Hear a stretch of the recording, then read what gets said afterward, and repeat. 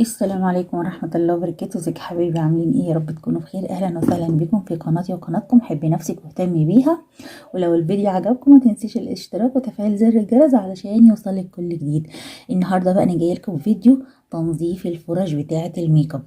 طبعا الفرش لما بتقعد فتره طويله عليها الميك اب بتعمل بكتيريا، تسبب لنا حبوب في البشرة، فلازم كل فترة كده نغسلها ننضفها تنظيف جيد كده، ونعقمها من البكتيريا اللي ممكن تبقى موجودة عليها من الميك اب اللي هو مترسب فيها.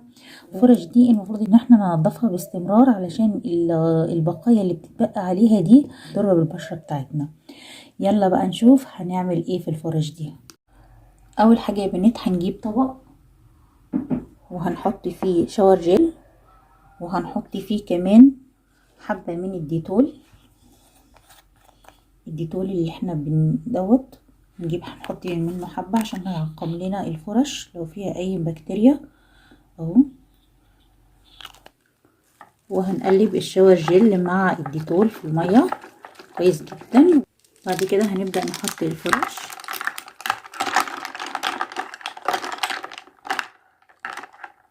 معاهم جوه المية حوالي ساعة، وبعد كده هرجع لكم. بعد ما نقعنيهم لمدة ساعة هنغير المية دي وهنرجع لكم تاني. بعد ما صفينا المية بنبدأ نحط مية تاني نضيفة دافية برضو، وهنحط حبة بريل اللي بنغسل بيه المواعين، ونجيب الفرشة السيليكون اللي احنا بننضف بيها بشرتنا دي، وهنبدأ ناخد كده الفرشة بصوا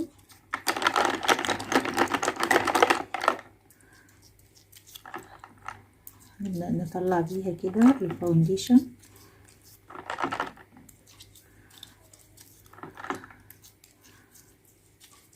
فرشة السيليكون دي ميزتها ان هي بتدخل جوه الفرشة من جوه وبتطلع كل الفاونديشن والبودر اللي موجودة جوه الفرش. هنعمل كده في كله وهنرجع لكم تاني.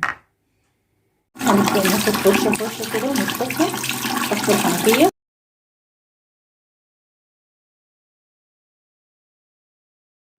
بعد ما خلصنا ان احنا شطفناهم بنفردهم على فوطة وبنسيبهم ينشفوا. وهو ده كان الفيديو بتاع النهاردة. يا رب يكون افدتك ولو بمعلومة بسيطة. ولو الفيديو عجبك والقناة عجبتك متنسيش الاشتراك وتفعيل زر الجرس عشان يوصلك كل جديد. والسلام عليكم ورحمة الله.